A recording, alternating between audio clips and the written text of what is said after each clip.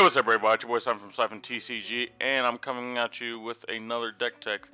Thank you guys for being patient while I was gone. I was gone for a very good reason. It's not a reason I really want to talk about right now. It is very personal. Hopefully, down the line, I can give you guys an explanation. But if not, just know that I was still very conscious, and I was still worrying about making videos for you guys.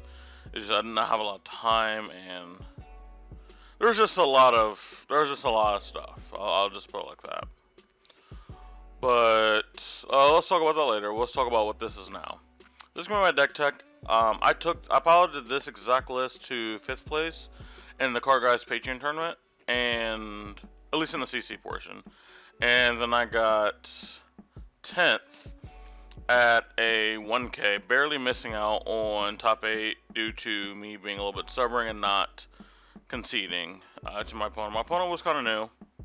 He didn't understand the concession rules, so he asked me to concede. I said no, and I asked him to concede. He said no, and I was just like, well, at the end of the day, I kind of understood the rule. I should have conceded.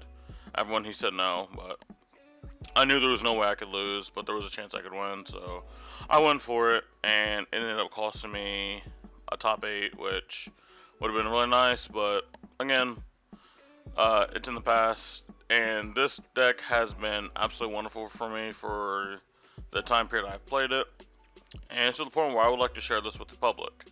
Now, spoiler alert, this exact list is also elsewhere. It is, I think I have one card or maybe 2 cards different than the Team Mongolian Goats dash list from Jacob Raw, and I forget the other guy that made this deck. They have a video. If I remember, I'll put it in the description. They have a very good video on this as well. They also have a sideboard guide, but I would also like to give my unique take on this deck and what it has been for me personally. Coming from a different background before getting into this deck, unlike them. So let's start. So why Dash? So I think Dash, at least this version of Dash, is very good at being efficient and getting to the late game. And when it comes to late game, I don't think there's any other late game that's better than Dash.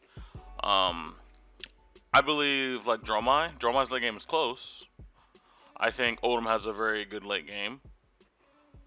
But I just don't think that any deck, once this deck is fully online, beats this deck. It is just managing to get there with at least a certain life total, and your opponent like at least not having every single power card left in their deck, which is realistically not hard. You can expect your opponent to go through most of their power cards at some point. But yeah, big thing she started with is you can start the game with a item in play. Your item will always be Induction Chamber. I'll show you guys that real quick. I actually usually put this with my equipment because every single game I am starting with this. But that's her ability. She gets to start with an item in play. This is before the game, so before you shuffle up and all that stuff, put your item in play. After that, she pretty much reads like this. She is blank. She is perfectly blank after the start of the game, so that is something to remember. You don't get any extra benefit from having Dash after the start of the game. But her ability is very important to start everything out. The weapon that we will use every single game will be Technoplasm Pistol and beautiful cold foil, thanks to my boy Caleb. What this does is you can remove a steam counter from it. You can attack. How do you get a steam counter on it? Well, you pay a red. If there is no steam counter on this, you can add a steam counter to it and go again. It shoots for 2, and it's pretty good. Very efficient. Going on to actual equipment, our headpiece, Arcanine Skullcap. I won't be breaking down what every single thing does here, but I'll kind of just give a general purpose. Because I do believe most people know what a lot of this stuff does.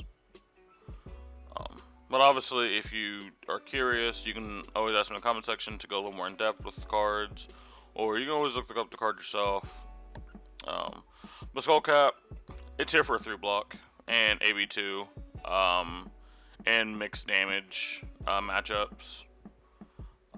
So, like your Viscera, your Briar if really needed. If you know your opponent's on Bullander, you'll have 3 block and then you'll have AB2. So it's pretty good. There is an argument for Crown of Providence to help smooth your hands over, but because of how redundant our deck is, there's very few times where our hands are just that bad. I mean, if our hand is that bad, I don't think one card would change it. Also, very specific circumstances. I enjoy a Skullcap, personally. Tunic is absolutely fantastic. This is the chess piece we will be running in every single matchup. It is probably just one of the best equipments ever printed. I don't think a lot of cards come close to this. Just getting the free resource every 3 turns is pretty nice.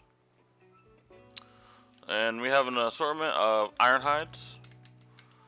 These are just very efficient 2 blocks. We do have to pitch to do them, so they're a little bit worse than Iron Rot Legs, but having the extra block, I think, is obviously worth it. So, we got the Iron Hides, and just dropping stuff from left to right now.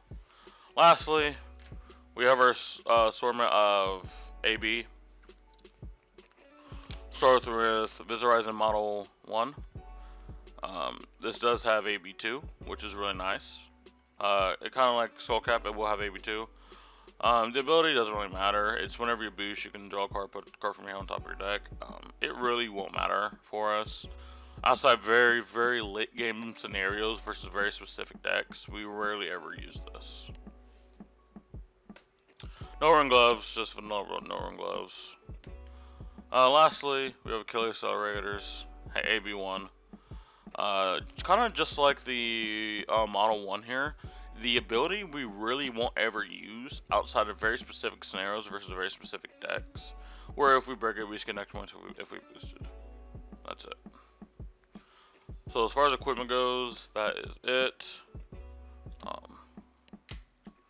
We do have a pretty decent fridge, and it's something I do like about the deck. Next, as you guys know, I always separate all the cards into very specific roles of what they're supposed to do in the deck, and this will not change. Let me spread this out for you real quick.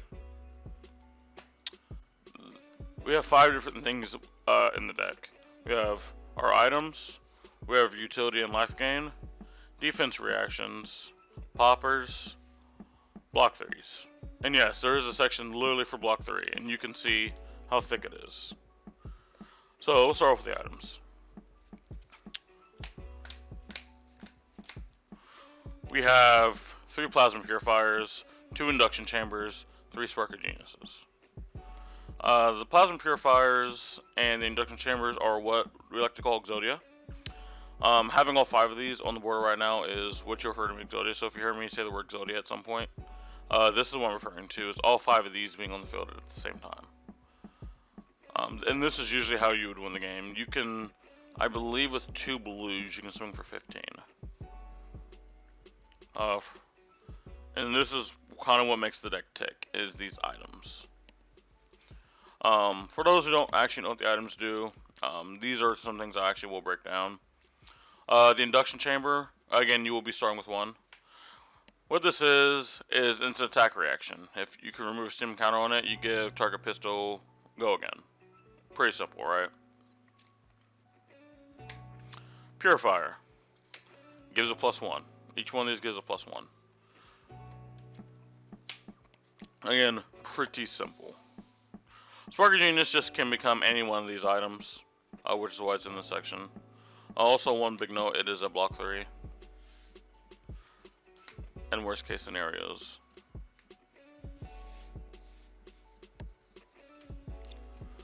So next we'll go into our utility. Our utility is mostly life gain in this deck, but we do have one thing that is not life gain, which you can see on top, which you can see is Remembrance. Remembrance is just for that second cycle where, you know, your deck is getting kind of thin. You can shuffle some action cards back in so you can constantly like have cards so you don't deck out. We can cycle in life gain cards if we want to gain some life against certain decks. We can cycle in poppers if we're against like an illusionist. Alternatively, if for some reason we're forced to discard one of our item cards, we can actually get the item cards back. It's not very often. It's mostly against like them command and conquering us if we put one in arsenal, or against like a wizard, and they're just forcibly strip cards out of our hand. That's usually what happens. Or a smashing good time, but I hate that card. Next, we have 2 Healing Bomb, 1 Sunkiss. This is a tech from their channel. Going forward, I'm probably just going to make another Healing Bomb. I don't think there is any necessity to having 2 in 1. The only thing it accomplishes is making your opponent maybe think you have 3 of each.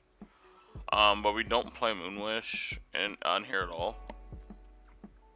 Moonwish isn't like a horrible card. Okay, no, it's a horrible card. I don't really like Moonwish. But yeah, these both just gain 3. And like I said, they both block for 2. They're literally the exact same card, except this one has more text that isn't relevant. We do have 3 Sigil Solace as well as 3 life gain. This is instant, which is really nice. You realistically can always just treat these Sigils as a block 3.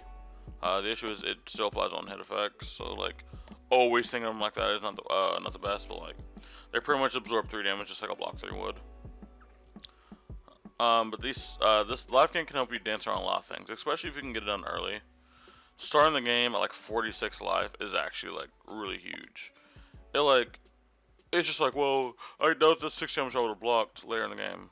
I mean, yes, but no. What it actually allows you to do, it allows you to play a little bit more loose with your life total. You can be willing to take some more damage to help develop something, or you can take a lot more damage on one attack to absorb another one, and you can still have at least a somewhat comfortable life total. We have 3 Oasis Respites. The big thing this is, it is prevention of damage, which is really huge.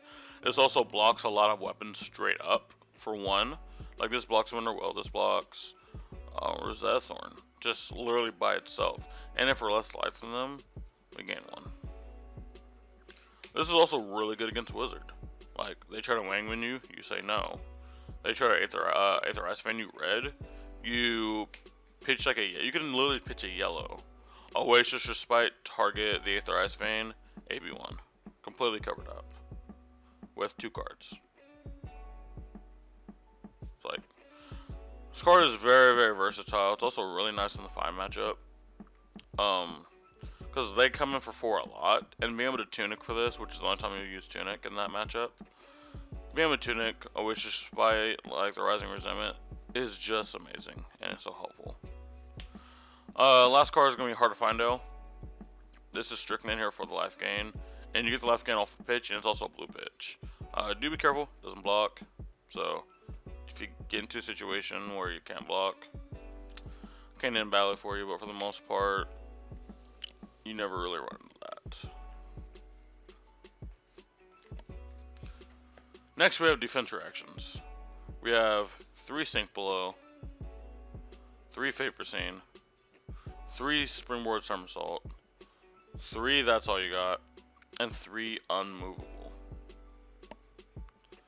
One quick note is I am trying out blue Unmovable. 1 blue Unmovable in the slot that Springboard Somersault is in. Having the extra blue and having a 6 block as a unique breakpoint is something I am interested in. I haven't got a lot of testing with it in, but it is something I am testing out. But as far as this deck goes, this is, I think, pretty standard for most versions of this deck. The only things you won't see is Springboard Somersault is a tech I believe only me and Team Mongolian Gold is using. Primarily it's a 2D react, which isn't good on rate, but if it comes from the arsenal, it's a 0 for 4, just like these over here. But the one unique thing it actually has over these, it's a yellow. So at the very worst, we can pitch it, we can activate pistol, activate chamber, shoot pistol. Because, like, if this is the only thing left in your hand, you're realistically going to want to arsenal this. Like, you're not really going to want to pitch unless you already have something in your arsenal, right? This at least allows us to load up some items. Or pay for some AB if we really need it. That's how you got. It's really good against the aggro decks. Really good against weapons as well. Being able to actually dump your whole hand just to block things, and at the end of the chain, just draw a card. So you just have a card on your turn, especially if like you draw blue, you're in really good shape. And again, it's just yellow, just like some more stuff. So at the end of the day, it pays for stuff.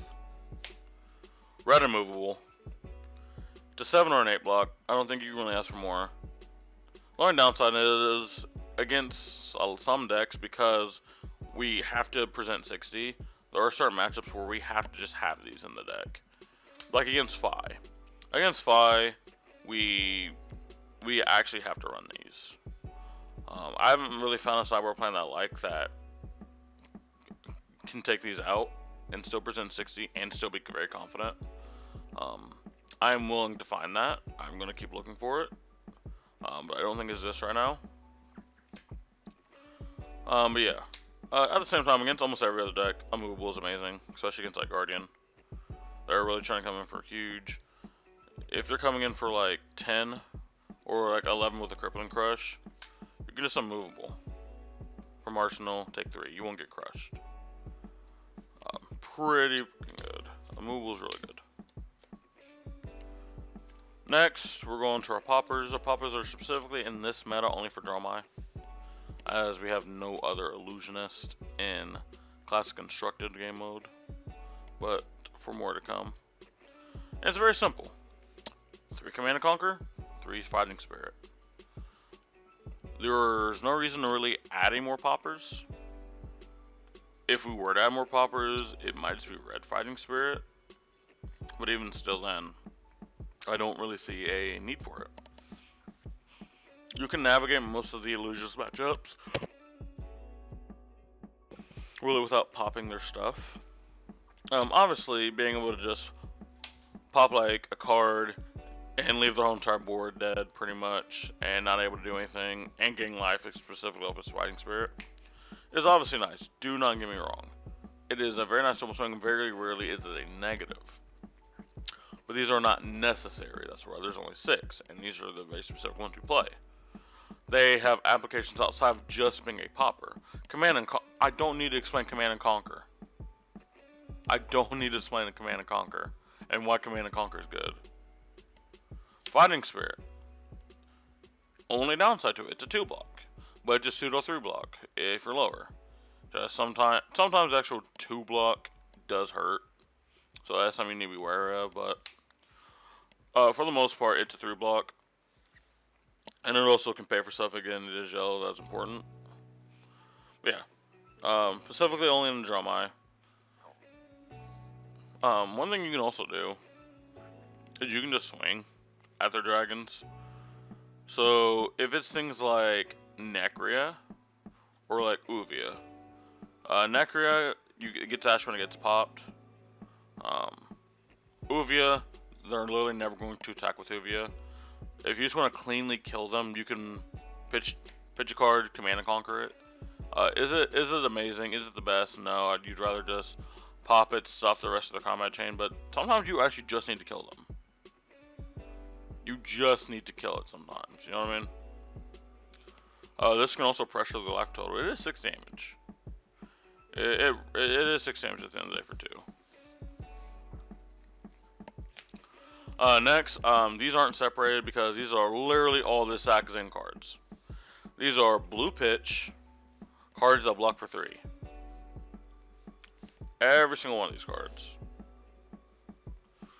Now, the one important thing I will say, and this is a kind of a thing, there are some cards that obviously like have applications outside of just being blue block 3, like Whisper the Oracle and Exodia matchups can help you dig. Like, obviously.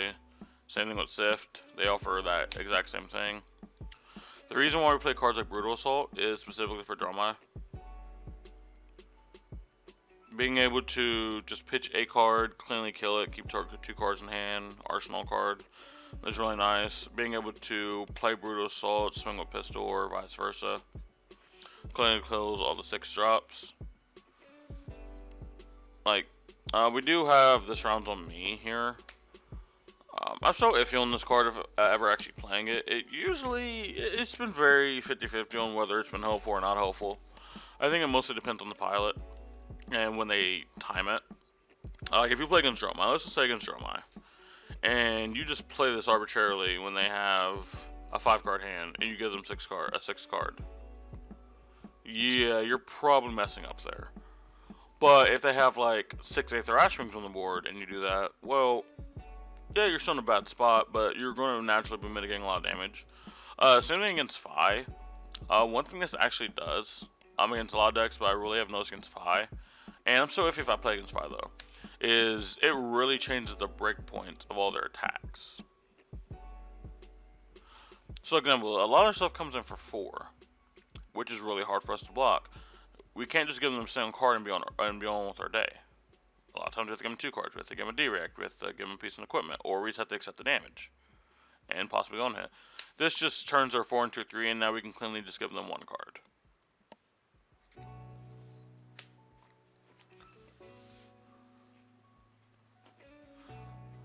So going on to kind of like this deck overview and this deck game plan, right? This deck is really good at getting to late game. So everything you can do in your power to get yourself to a late game is what you do.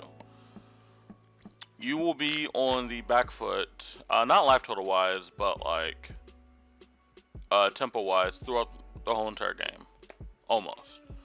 Most of the end games, if you have, let's say you have 4 cards in hand, you're probably going to be blocking with 3 cards, keeping 1 card, shooting for 4 with your pistol. Just going to happen. It's one of the reasons why this deck is actually kind of good. You can absorb 9 damage, have a chamber, and have your pistol in play, and block 9. Come back on your turn, pitch, put a counter on it, have one floating, shoot pistol, give it go again, put a counter on pistol, shoot pistol. You'll get into a loop at some point into the game where you'll have a counter left on chamber. So I don't have any dice on me, but let's just use this as a dice. You'll eventually get into the loop where you'll have a counter on this floating, and then you'll pitch, counter on here, shoot, remove a counter, give it go again. You have 2 floating, counter here, boom. And that it's a very nice and very consistent thing, and it's super cool. And then obviously the more items you get, it can change. So like if you now have double chamber,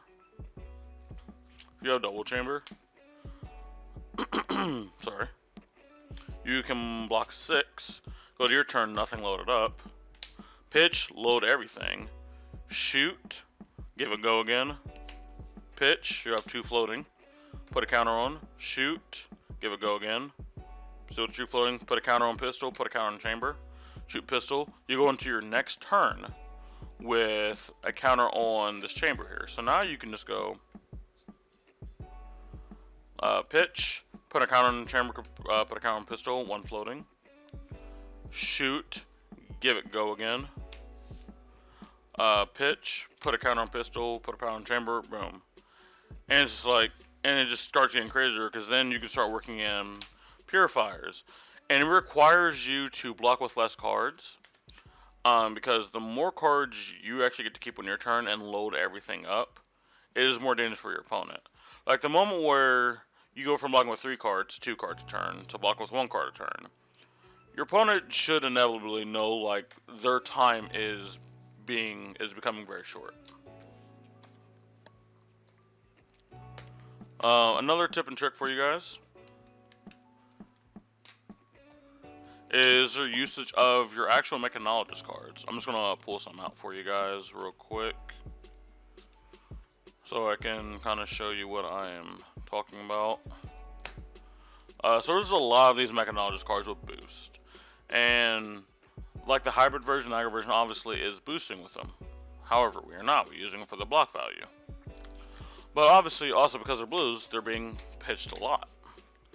One important thing that you're going to want to do in every single matchup, even though it's not important in every single matchup, you're going to want to do in a matchup because it's a free pitch stacking is a very free thing to do. I think everyone should learn pitch stacking. Even in a deck like this where almost everything's redundant, is if you can stack all of your boosted cards near each other.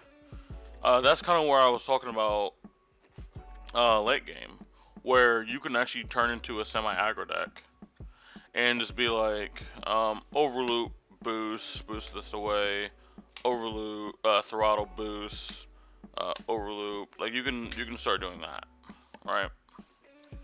And you can start pumping out a lot of damage, especially like in the matchups like Dromai, where she has dragons and you just try to piss everything down. It's not gonna work. Being able to get to late game and start boosting cards away to kill things a little bit more faster is nice.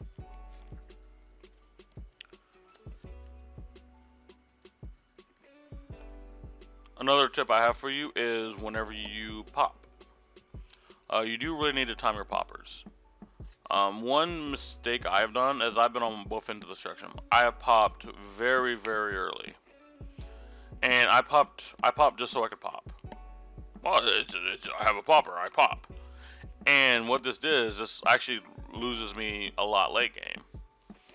If I'm popping and not developing my board and I'm just like shooting for 4, that's not good. Unless it's like a massive Aether Wing board, then I might actually pop.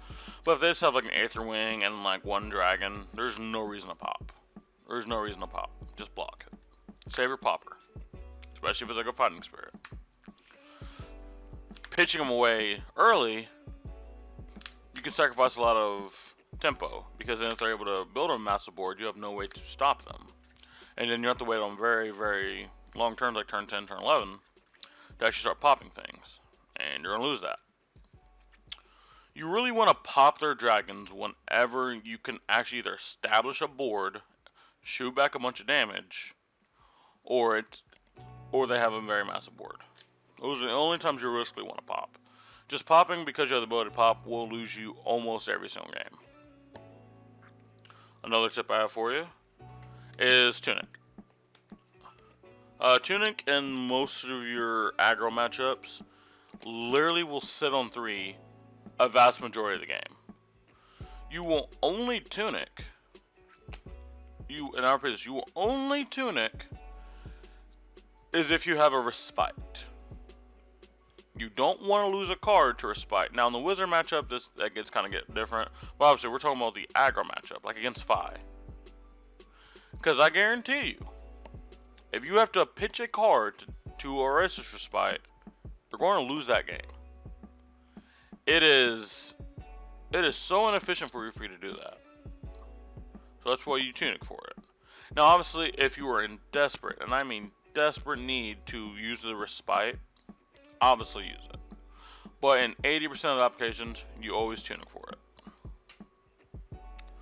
Another tip I have for you is outside of the game. So what I actually like to do is, because I know I'm going to be starting with a chamber every single game, I put my hero, my pistol, and then I put my chamber. So that way when I'm setting up my board, I can go and put my chamber on the battlefield. Just a small little tip for you there.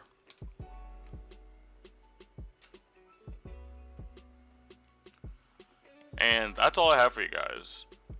In the description, there will be a full deck list and some sideboard options. I haven't got a full sideboard plan for every single matchup yet. But if you guys at least just want to see what this deck looks like, there you go. Now we're going to shift this section into a new section I'm going to be doing with these deck techs, is a budget option. Not everyone can just afford every single card in the game, right? Like me, I just now got my Heart of Ophidia, like last week. I was playing this deck with a Heart of Ophidia, and I had to sell, I sold Marvel Icelander, Coldfoil Icelander, Coldfoil Waning Wind. I sold a lot. I sold a lot of stuff that I didn't really want to do, but like, I needed a Heart of Findo. I needed it. It will make a difference more times than not. But like, not everyone can afford it. So we'll shift over to the PC and we have a budget option. What these options are going to be, they're going to be under $100, and they're going to have pretty much the same theme as the full power deck, but obviously a little toned down just so the average player can play it. And I'll show that to you now.